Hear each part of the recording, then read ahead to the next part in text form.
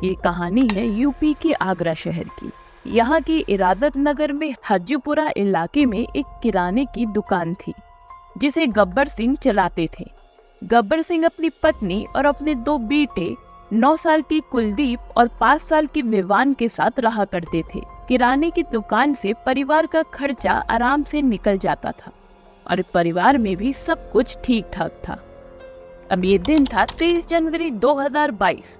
कुलदीप अपने स्कूल से वापस आता है और आम दिनों की तरह ही कुलदीप की माँ उसे खाना खिलाती है और उसके बाद वो आराम करने के लिए चला जाता है। जब शाम का वक्त हुआ तब कुलदीप घर के बाहर खेलने तो गया, लेकिन उस शाम को वो घर वापस नहीं लौटा। देर शाम तक जब कुलदीप घर नहीं आया तब गब्बर सिंह की पत्नी भागते हुए अपने किराने की दुकान पहुंचती है और गब्बर सिंह को बताती है कि कुलदीप अब तक घर नहीं आया है। ये सुनते ही गब्बर सिंह भागकर आसपास हर जगह कुलदीप के बारे में पूछता है। इनके साथ कुलदीप खेलने गया था, लेकिन कुलदीप का कहीं भी कुछ पता नहीं चलता। काफी खोजबीन हुई, लेकिन कोई फायदा नहीं हुआ। हर जगह तलाशी की गई, पड़ोसी और दूर दराज के रिश्तेदारों तक पूछा गया, मगर कोई भी सुराग नहीं मिला। कुलदीप अंतिम बार अपने दोस्तों के साथ ही खेलते हुए देखा गया था, लेकिन उसके बाद उसे किसी ने नहीं देखा था। गब्बर सिंह के हर संभव जगह पर ढूंढने के बाद भी जब कुलदीप का कुछ पता नहीं चला तो वो पुलिस के पास मदद के लिए चला जाता है और आखिरकार 24 जनवरी को इरादत नगर थाने में कुलदीप की गुमशुदगी की FIR दर्ज कराई जाती है। इसके बाद पुलिस कुलदीप की तलाश शुरू कर देती है। पुलिस भी उस हर जगह गई जहाँ जहाँ कुलदीप जा सकता था, लेकिन हर जगह पुलिस के हाथ सिर्फ निराशा ही लगी। पुलिस ने भी काफी खोजबीन की, लेकिन कुलदीप का कहीं भी कुछ भी पता नहीं चल रहा था। पुलिस ने गब्बर सिंह से भी पूछताछ की कि कहीं उनकी किसी से दुश्मनी तो नहीं जिसकी वजह से उनके बच्चे की किडनैपिंग कर दी गई हो, लेकिन गब्बर सिंह की किसी से भी कोई दुश्मनी नहीं थी और ना ही कोई विवाद था। अब पुलिस के पास भी कोई सबूत नहीं थे। उन्हें समझ नहीं आ रहा था कि इन्वेस्टिगेशन को कैसे आगे बढ़ाया जाए, क्योंकि अगर किडनैपिंग का माजरा होता तो फिरौती की कॉल आती, मगर वो तो हुआ नहीं। तो ऐसे में पुलिस ने तो ये मान ही लिया था कि किसी बात से नाराज होकर कुलदीप खुद ही कहीं चला गया होगा और इस केस को ढीला छोड़ दिया गया, क्योंकि उस साल यूपी में चुनाव भी चल रहे थे। तो पुलिस चुनाव में व्यस्त थी और इस केस में कोई सबूत न मिलने की वजह से केस में ढील छोड़ दी गई और इसी वजह से धीरे धीरे 6 दिन बीत गए, लेकिन कुलदीप का कोई भी सुराग नहीं मिला। वहीं दूसरी तरफ घर वालों का रो रो कर बुरा हाल हो रखा था। 6 दिन बीत चुके थे और कुलदीप की कोई खबर नहीं थी। हताश होकर गब्बर सिंह ने बेटे की सूचना देने वाले को 5 लाख रुपए इनाम देने का ऐलान किया। उन्हें लगा कि हो सकता है इतने पैसों की लालच में कोई बताने आ जाए। और फिर 7 फरवरी को गब्बर सिंह अपने घर के आंगन से गुजर रहे थे तो उन्हें वहाँ एक लेटर पड़ा हुआ मिला। गब्बर सिंह ने उसे फौरन खोलकर देखा तो उस लेटर में लिखा था कि अगर बेटा चाहिए तो 35 लाख रुपए लेकर जगनैर इलाके में पहुंच जाओ, जो कि गब्बर सिंह के घर से 1.5 घंटे की दूरी पर था। 13 दिन हो चुके थे और पहली बार कुलदीप के बारे में कुछ पता चला था। गब्बर सिंह ने न आओ देखा न ताओ, भागते हुए इस जगह पर वो पहुंच जाते हैं। गब्बर सिंह के काफी इंतजार करने के बाद भी बताई हुई जगह पर कोई नहीं आया और फिर गब्बर सिंह हताश होकर घर वापस चले जाते हैं।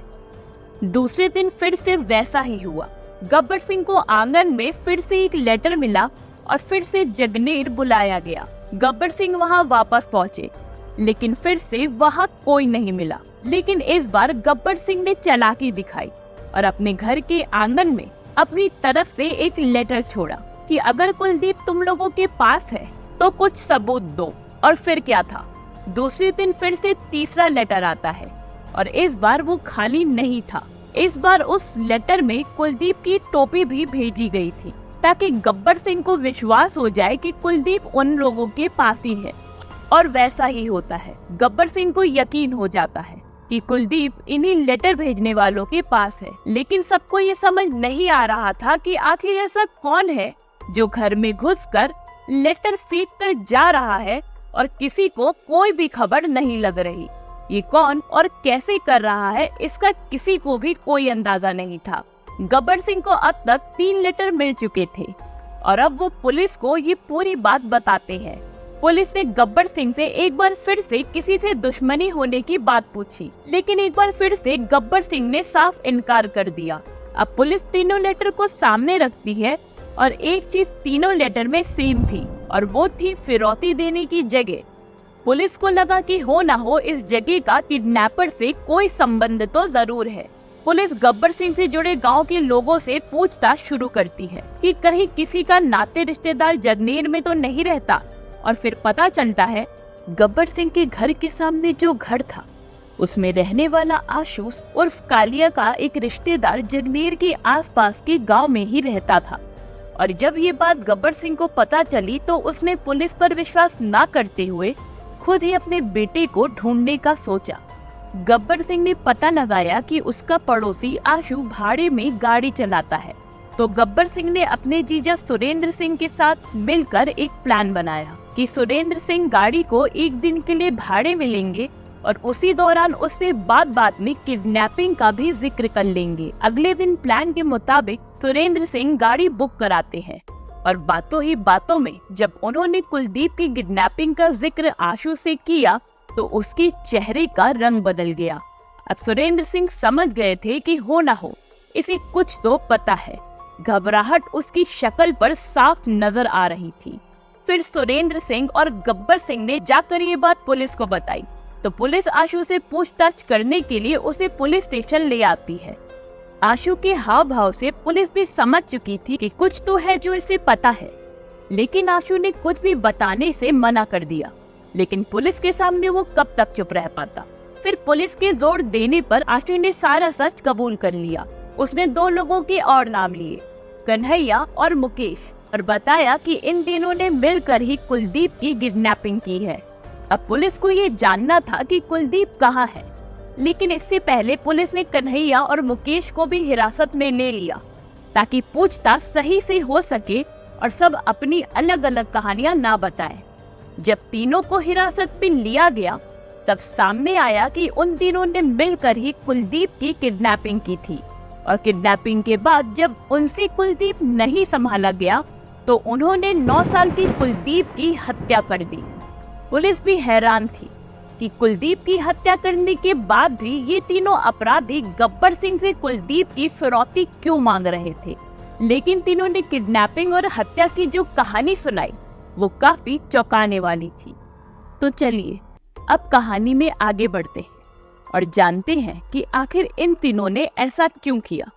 2 साल पहले आशु गांव में चोरी करते हुए पकड़ा गया था, और जब वो पकड़ा गया था तब गब्बर सिंह ने गांव वालों के साथ मिलकर उसकी पिटाई करी थी, और पंचायत में गब्बर सिंह ने जोर देकर उसे गांव से बाहर भगा दिया था। इसके बाद आशु कुछ महीने अपनी बहन के घर पर रहा और कुछ महीने वो किसी और रिश्तेदार के घर पर जगनेर में भी रहा, और फिर वो वापस अपने गांव आया। लेकिन वहां पर उसकी बहुत बेइज्जती हुई। लोग उसे चोर चोर कहकर बुलाने लग गए थे, और इसी बेइज्जती की वजह से उसने गब्बर सिंह से बदला लेने का सोचा। वहीं दूसरा अपराधी मुकेश गब्बर सिंह के यहाँ किराए पर रहता था, और जब उसकी बहन की शादी किसी से तय हुई थी तब गब्बर सिंह ने उस परिवार से कुछ ऐसा कह दिया था जिसकी वजह से मुकेश की बहन की शादी टूट गई और मुकेश की बहन ने आत्महत्या कर ली। और उसी दिन से मुकेश गब्बर सिंह से बदला लेना चाहता था।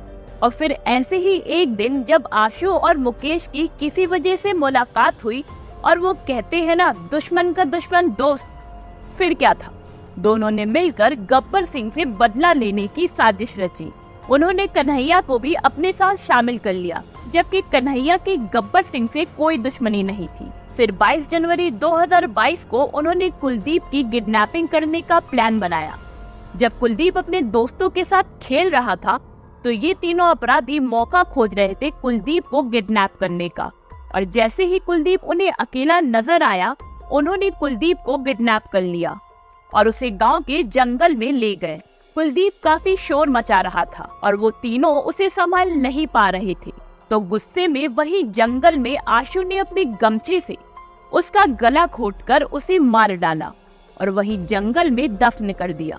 और फिर सब अपनी अपनी जगह पर काम पर चले गए और बिल्कुल नॉर्मल बिहेव किया, जिससे किसी को भी कोई शक ना हो। यहाँ तक कि मुकेश ने गब्बर सिंह के साथ कुलदीप को ढूंढवाने का नाटक भी किया। सब कुछ प्लान के मुताबिक ही चल रहा था।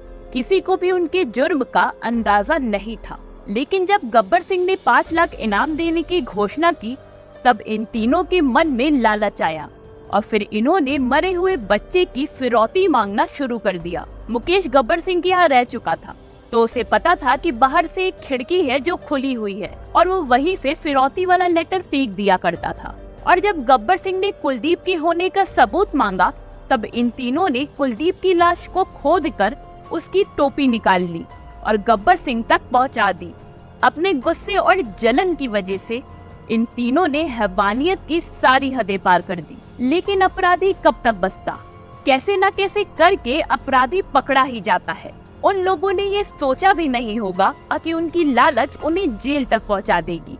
अब पुलिस के पास किडनैपिंग और मर्डर की पूरी जानकारी आ चुकी थी। पुलिस को अब सबूत इकट्ठा करने थे ताकि इन तीनों के खिलाफ सॉलिड केस बनाया जा सके। सबसे पहले लेटर की हैंड राइटिंग मैच करवाई जाती है और वो मैच भी हुई। फिर जहां कुलदीप का कत्ल हुआ था, पुलिस वहां पहुंची।